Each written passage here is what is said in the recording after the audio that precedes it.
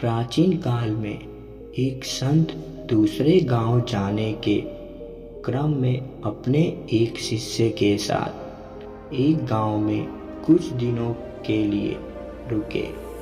गांव के लोग संत के पास अपनी समस्याएं लेकर पहुंचने लगे। संत बहुत विद्वान थे।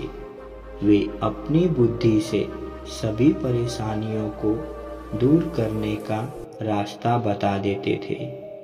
कुछ ही दिनों में संत की प्रसिद्धि पूरे क्षेत्र में फैल गई।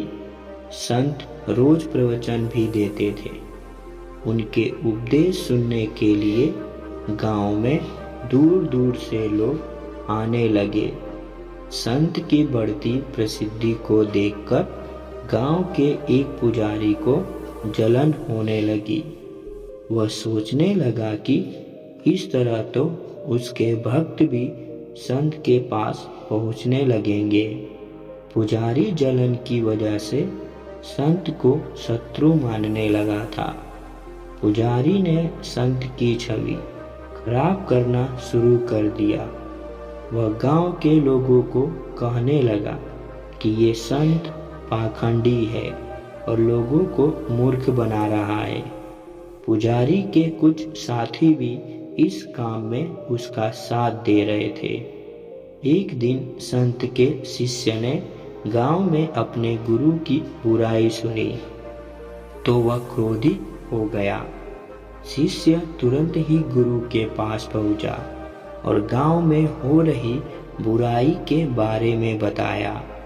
संत ने शिष्य की बातें सुनी और कहा कि हमें इन बातों पर ध्यान नहीं देना चाहिए। अगर हम उस पंडित से वाद विवाद करेंगे तो भी ये बातें चलती रहेंगी।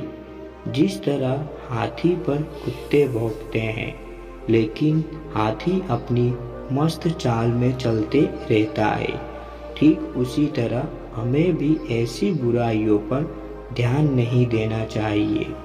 अपने काम में मन लगाना चाहिए। यह जरूरी नहीं कि हर व्यक्ति आपके पक्ष में हो।